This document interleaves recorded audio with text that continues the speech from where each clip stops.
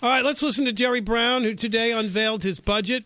As you know, these things are full of lies, and they tend to change by the time one is passed in June. And even that one isn't always that reliable, but it's breakthrough. For the first time since we got through the recession, he says we do not have a deficit. Let's listen. I went up and down this state promising that we would be good stewards of the people's money, and that would they please add to it by the tax measure. They voted for the tax measure. We're putting the money into the schools, as I said, but we're also not going to play the game of spending money we don't have. And then after I'm gone, somebody else comes along and has to face what I did, a $27 billion or a $20 billion deficit. So that's the context of this budget. It's to fix a longstanding problem. We have fixed it. We're on the road to sustainable balance. It will not be easy. There will be some disagreements. There will be some heartburn. But I'm here to get done what I think is compassionate, what is good for the state of California, and what we can maintain over time instead of just enjoying a momentary high and then having the hangover of many years later. You know, he sounds so reasonable. Well, and he sounds so sincere. Yes. But as we keep telling you for 2 years now, the guy is really great at faking sincerity and faking reasonableness when he's lying. They increased spending this year. They increased spending, and that tax increase was to cover the increased spending. Last year's general fund budget, and we're just going to restrict ourselves to that specifically because there's a lot of other outside funds, $87 billion. Now it's $91,330 million. So the spending went up by $4,300 million, not to mention there's $1 billion being put in a reserve fund. The new budget that he proposed today is over $97 billion. So it's going up again for fiscal year 2013-2014, which is the budget he's talking about. I made a mistake. Yeah. Yeah, I'm sorry. You went back to the fiscal year that's ending. That's last year's. I forgot about the fiscal year thing. Yeah. Let's re-explain this because actually it's more damning. Yeah, that's exactly why I did that. In the fiscal year ending June 30th, 2012. $87 billion they spent. In this fiscal year ending June 2013, $91 billion. In the next fiscal year, June 2014, $97 billion. 97.7 to be exact. So in the 2 years he's been governor, spending has gone up $10 billion. And he wanted to crow today about how he's keeping it under $100 billion. And it did reach $100 billion back during the Schwarzenegger reign, during the mortgage excitement and the real estate boom. But even the Sacramento Bee says he's fudging a bit about that because they have to send $5 billion to the counties for that stupid realignment program with the prisoners. So technically they are spending over $100 billion in this budget. Right. So he's lying. So if you have $97 billion, that's $6 billion up from last year. The tax increase is at least $6 billion. Had they not passed the tax increase, they would cut $6 billion from a projected budget, but it would be the same amount of money as last year.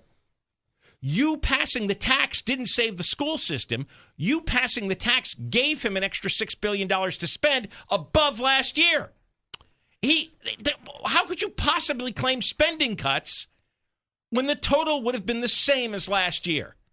$6 billion extra in taxes, $6 billion extra in spending. The guy lies. And this new budget he put out has $2.7 billion, quote, more for K through 12 schools. Well, that's funny. I thought the whole Prop 30 thing was about all the money is for the schools. And didn't they raise taxes by like $7 billion? How come it didn't go all to the schools? Why are they only getting $2.7 billion more? Shouldn't they be getting all of it? More than half the money is not going to the schools. Remember, he claimed in the commercials, I think, John Chung, and he's what? He's the controller. He claimed that all the money was going to go for the schools and it can't be touched by Sacramento politicians. And we told you up and down all day and night that was a lie, that the money is going to be touched by Sacramento politicians because they have the sole authority over the money. You can't put money in a private account and the politicians can't touch it. Not when it goes into the general treasury. And here it's been proven. If it gets $6 billion, if they get $6 billion this year, more than half of it not going to the schools. And the amount of tax money matches the amount of spending increase this year.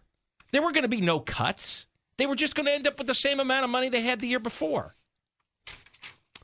So he also trumpeted the fact that the deficit is at zero. In fact, he's predicting about an $800 million surplus for the fiscal year 2013-2014. But let's take a moment to remind you of a story we covered last September, which is the wall of debt.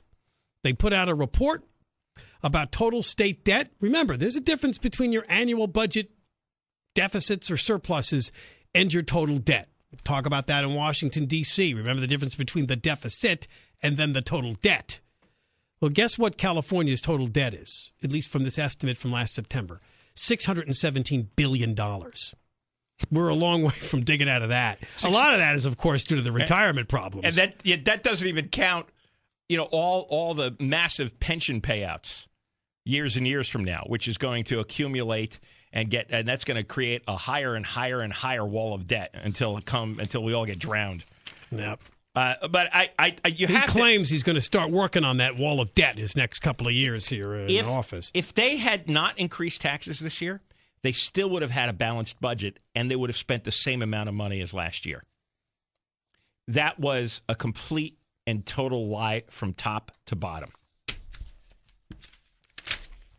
And we will keep reminding you of that, because apparently there's many millions of people who are very stupid and gullible in the state.